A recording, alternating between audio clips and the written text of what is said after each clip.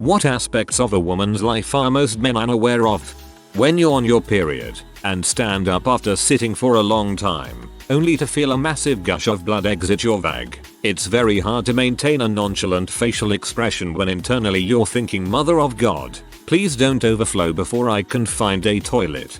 This whole thread is making me feel a lot better. I've had a lot of these issues with my periods. I've never talked to anyone about them, and reading these comments and seeing that I go through the same thing makes me feel a lot less weird and disgusting. Rolling farts, they start off from your butt, but if you're sitting the right, wrong way, the air can roll around and escape from your vagina, or, on particularly awful occasions, just get stuck there. Those are the freaking worst, but they make me laugh anyways. Panties suddenly wet after a position change or sneeze. WTF just happened? Am I bleeding? Discharge? Did I pee by accident? Did something turn me on? Knowing that if you ever have some sort of internal injury, you'll probably just assume it's period pain and just sit at home dying waiting for it to pass. All of you are so serious. I'm gonna say the random piercing boob pain, that must be breast cancer, but is over as quick as it starts. So this is how it ends. Almost every woman panics over being pregnant if her period is late 1 month, even if she is a virgin or hasn't been laid in years. I'm a lesbian, but when my period is late I worry. I'm of childbearing age, but I'm not ready for kids yet. Many of my friends and co-workers are having kids. I've recently become paranoid about giving people the impression that I'm pregnant. Like, I feel more uncomfortable not drinking a glass of alcohol when I'm out. I feel like everyone is just watching me and waiting for me to be with child, especially my in-laws. My husband is completely mystified by this. It's a new realm of feeling scrutinized I hadn't yet experienced. I was DDing one night for my husband and the host at the party assumed I was pregnant. It was more damning because I was bloated due to PMS, so I started to feel like I must also look pregnant. Have to position myself correctly when I fart so it doesn't go up my vag. When peeing, it often kind of dribbles all over, so I have to wipe off my butt cheeks and inner thighs, always checking the TP for blood. The sensation of thick blood moving inside you. Imagine thick snot going down the back of your nose and throat. Like that, but downstairs. I find trying to keep a straight face when this is happening very difficult. I was going to say, making a temporary pad out of a neatly folded piece of toilet paper wrapped around with another piece to hold in place so that you can go find a normal sanitary product in public as you forgot you used all the ones in your purse last month. The very act of bleeding while on your period is, in my opinion, one of the least unpleasant aspects of the entire ordeal. Try telling your male boss why you had to call off of work because you're doubled over in pain, spilling over your favorite jeans, being too tired to work out even though you want to, being hornier than you thought possible but having your downstairs be an absolute axe murder scene, ruining sheets and underwear. Read about the post-orgasm total clarity thing about men. Thought I'd comment about what it's like for women. Read. For me, it's usually like a dazed high, with a bit of emotional vulnerability, and your whole body feels good, like, please touch me everywhere because everything feels nice, which is probably why we like cuddling. Our skin is just extra sensitive, but because we're so relaxed it just feels really good. So instead of total clarity we read. I just lay there and enjoy that high, or fall asleep while high. The amount of time it takes to look presentable. I don't even wear makeup, but my hair. OMG, my hair. I need to blow dry it if I plan on leaving the house. Otherwise it looks like crap. So don't invite me to go somewhere 30 minutes after we worked out. The vaginal discharge. Sometimes it feels like you peed yourself. And if it's cold outside, it's the worst feeling ever, and the only thing you want is to find a restroom. When the nipple itches and it's too sensitive to scratch but doing the pinch and rub method looks too sexual. The worst is not being able to find that sweet spot, so you're left with an itchy titty. When I'm asked to cover myself up or put on long pants because my uncle is walking into the room. Sometimes even my father. What?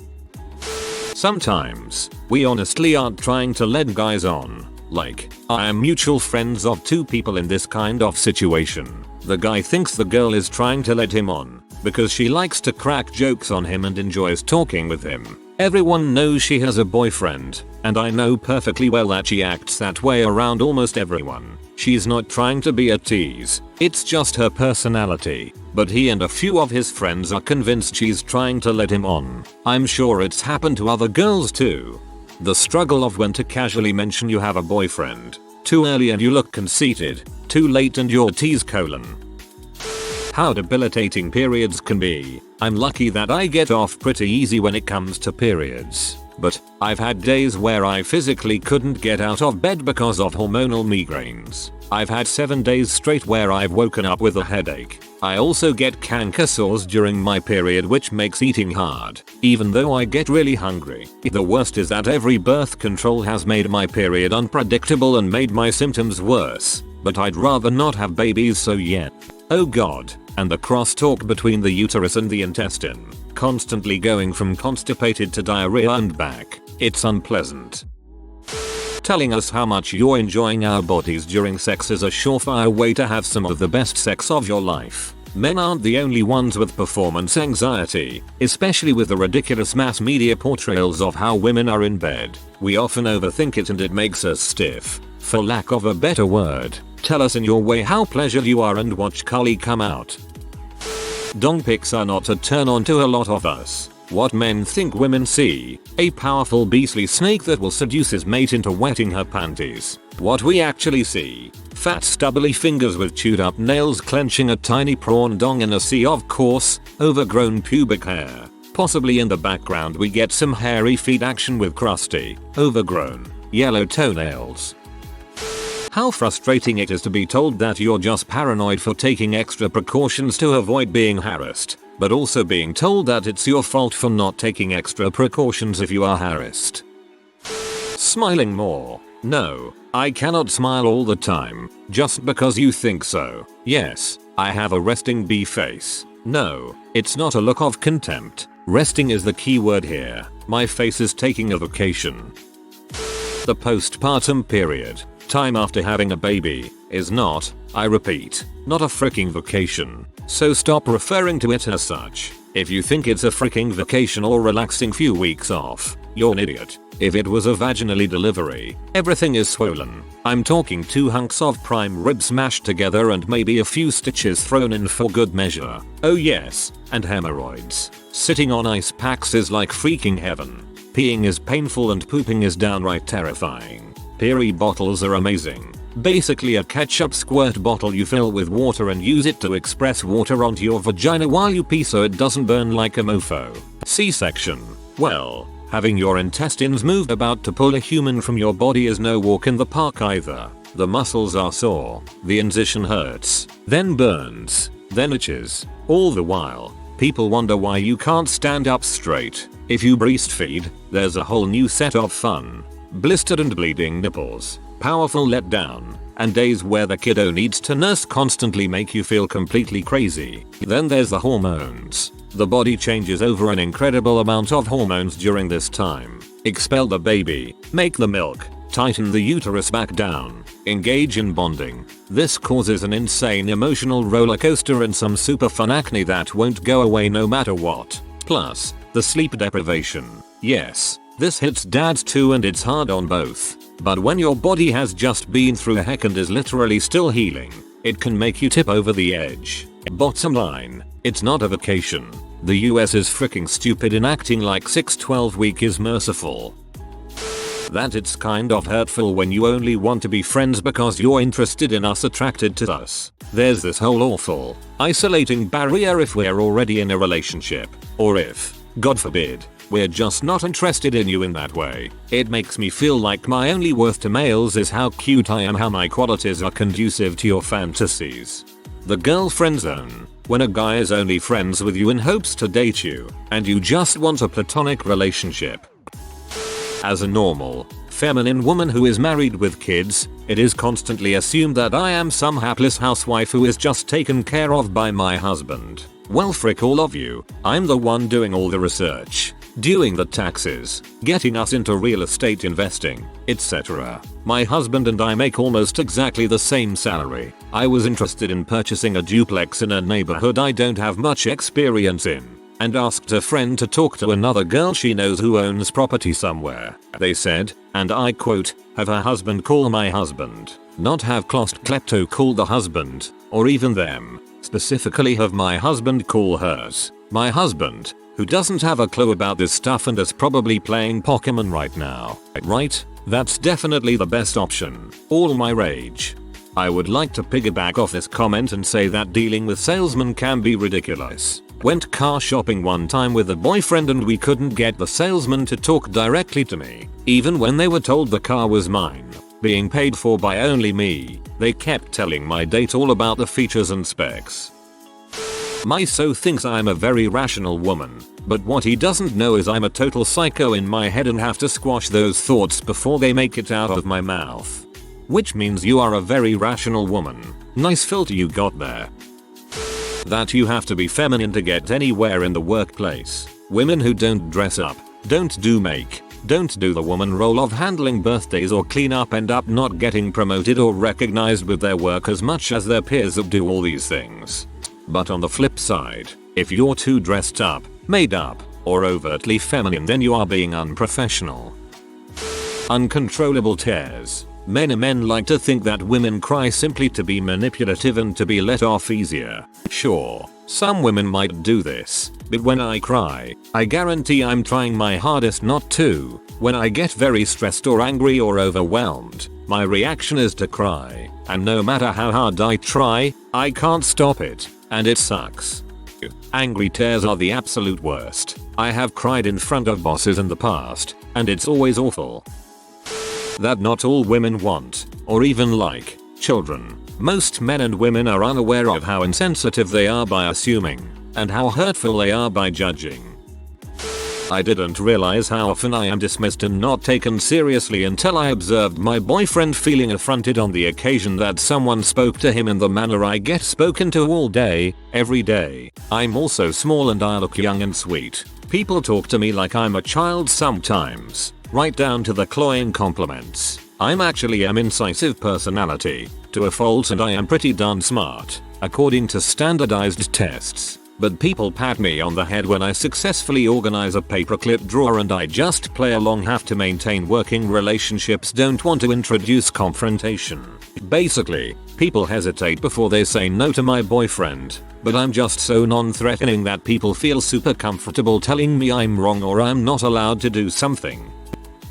How much work goes into being a feminine woman who lives up to modern beauty standards? I consistently see men praising how beautiful Kim Kardashian looks without makeup when she's straight up wearing 20+ products. 99% of no makeup looks take more products to pull off than a lot of super dramatic makeup looks do. So add that, plus how regularly we typically get haircuts, cover our roots, find clothes that fit, get them tailored. Yeah, it's a lot. Allured. My husband started a lot more personal maintenance after we started dating just because he noticed how much work I was putting in. He was like, crap, if you're gonna do this amount of work to look good for me, the least I can do is get regular haircuts and trim my beard and wear lotion. He also made an effort to learn about makeup, which I didn't expect or require, because he finds it fascinating and artistic. That small level of appreciation was, no joke, super sexy. Having to second guess every guy's intentions. And before I get any, not all men's. That's the point. You just don't know who's going to try to get into your pants and get more aggressive violent when you decline, or otherwise try to take advantage of you. I once started a job and there was this guy who I got along with pretty well. He would hang out with me in the break room and we'd talk about like movies and what we like to read, etc. And he asked me out after a couple of days of talking. I told him I had a boyfriend and he literally just stood up and without a word walked out of the room, never to talk to me again. When I complain about harassment or awful behavior I have gotten, I find the men around me try to be helpful and give suggestions. Thing is, I've already done everything suggested to me. Be aggressive? Tried that. Be nice? Tried that. Put on a face? Tried that. Headphones? Tried that. Walk away? Tried that. Physically push them away? Tried that. Try to get someone else to help? Tried that. All of your suggestions have been tried. Trust me, and I've had enough chances to try them all multiple times. Seriously, please don't tell me to shout or run or freeze them out or look for a cop. This is the background radiation of my life. I am the expert on this. Don't tell me there must be something I can do that works 100% of the time. If there was, I'd be doing it already. I'd print it on a shirt and wear it every day so other women would know it too. It's honestly not up to me to make this stop. Anyway, other people's behavior isn't my responsibility. I'm just trying to make my way through my day without being catcalled or touched on public transit. If you want to give some advice, give it to the men who think it's cool to shout at me about my butt or get all up in my personal space or demand my undivided attention when I seriously just want to be left alone. That we can be rejected by guys we're interested in. Yes, Virginia, there is a friend zone for women. I've been there, and so have a lot of my girlfriends. I'm always amazed by the number of men who honestly believe that we're some kind of secret Illuminati society that controls all of the world's sexual and romantic activity. I had a guy tell me I have to work to get laid. You just have to point at someone. If that were true, I'd be having sex right now. We've had our hearts broken too. We've had cute guys at the bar give us the cold shoulder. We've had Match.com messages that go unanswered. We also go through dry spells. What men don't realize is that when they talk about women with infinite options, they mean women with above average attractiveness. Of course, a more beautiful woman is going to get more options. For those of us who are average looking or less, we can go out and find someone to have sex with ASAP, but it's not necessarily a desirable person. Most likely it would be a creepy much older man on a street corner who's always shouting, "Hey sexy, give me a smile." However, if I wanted to hook up with a desirable man, reasonably intelligent, nice, respectful, I'd probably have to work just as hard at it as an average man does to find partners. How much what we look like matters. I constantly hear guys complain about women taking too long to get ready in the morning and such. You are constantly being judged for what you look like, even to the smallest details, and then you're mocked for being paranoid about it. I didn't shave my legs last night. I had to wear something that would cover them, but my new tights kept falling down, and I couldn't keep stopping to pull them up. Looking for another pair of knee socks, but those wouldn't work. Not with those shoes. Wouldn't look right. People would stare. I'm not perfect until I look like a model. Nobody cares. Trust me, they do care. I can feel people looking at me every time I leave the house. I need to look right, but it's not good enough. Never good enough. I could just throw on something, but then I get told I'm not putting enough effort in. I got told that once while in hospital, by the girl I was sharing a room with. Excuse me for not putting makeup on every morning during my stay in hospital as a result of a mental breakdown. Nobody cares your legs are hairy. Then I don't know. Man, she's probably a 3/10. Why do we take so long to get ready? Because we want to look like the kind of girl everybody wants. And getting there is freaking difficult. In my experience, men do not speak to each other about sexual or gender issues. Yet personally, I have had many conversations with my female sisters, cousins and friends about periods, orgasms, fertility or childbirth. I really do wonder what men would discuss if they felt as free to speak as women do. Every time my friends and I talk about all the safety measures we take on a daily basis, the guys in the discussion seem genuinely shocked. Things like determining if it's going to be dark by the time you leave a store, and parking accordingly close to the door, in a well-lit area, someplace with lots of foot traffic, etc. Planning bus routes based on what stops are going to be more populated at nighttime, getting off before your stop to get away from someone who is being creepy or aggressive, staying on past your stop to avoid getting off alone with someone who is being creepy or aggressive, carrying something like an umbrella if you're going to be walking alone. This is one that several of us do because we each read the same article that said rapists have said they're less likely to attack someone carrying something they can use to protect themselves from a distance. Watching your drink be made, keeping it in your hand at all times, and throwing it out if you leave it at all unguarded. Walking with keys between your fingers, 911 dialed and your finger hovering over the call button. Letting friends know when you're going out with someone new, where you plan on going. and when to expect a text from you so someone will know sooner rather than later if something bad happens. These are just a few things off the top of my head. I'm sure men do things like this to keep themselves safe too, but the guys in my life have all been truly surprised by how much of our energy is spent on don't get raped and murder tactics. Every time I start to think I'm just being paranoid and don't need to do these things, a story hits close to home and is a reminder as to why we do these things. Last week, a girl was murdered on her way back to her dorm by a complete stranger. She even texted her roommate, "I'm walking back now. Just ugh." That we aren't making up the harassment. I'm not particularly attractive, but I've had guys hitting on me and harassing me since I was 12. So, of course I'm going to walk a little faster when I'm alone in the dark. No one likes when a guy sticks their hand up your skirt or says you probably taste good or says you should smile more. And the fact that men won't take your word for it when you turn them down. You have to escalate. "No, I don't want to go out. No, I won't go out because I have a boyfriend. No, I won't. See my boyfriend over there?" And then they only stop harassing when your soap comes up and tells them to back off. Can't take a woman's word, but will take her man's. Also, the fact that the woman will always be the one judged by others if the house is messy or the dishes aren't done. I work all day. My chromosomes don't magically make me like cleaning, but for some reason, it's the woman's fault. It really needs to be emphasized that men and girls have to deal with this from a very young age. To be catcalled and stared at by men that could be your father's age at 12 can really frick you up for a long time. If you're not feminine, it's very hard to fit in, especially if you don't like sports. I hate sports and can be extremely masculine at times. Most women ignore me or don't spend a lot of time with me. The only other masculine women seem to be into sports. I'm a nerd. I don't do sports. Romantically, guys ignore me since I'm not feminine and their idealized version of a woman. Society really sucks in regard to that. Platonically, guys ignore me because it's weird to hang out with a girl that's much like a bro. Also, most people automatically assume I'm a lesbian. I'm not a lesbian. I swear to God, I'm too shy to do anything about it. 2. It's a rough life. TLDR. Being a masculine girl sucks. Yes. I've started to wear makeup and dress more feminine just so I can still get ahead in life. It sucks because I'm not comfortable wearing makeup or feminine clothes, but in order to fit in I feel as if I have to.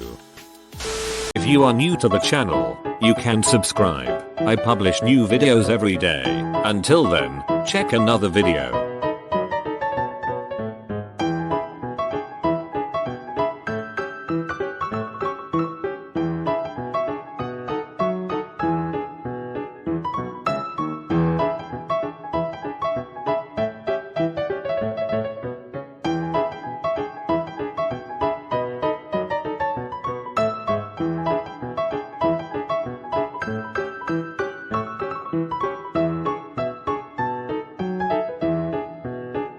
Bye for now.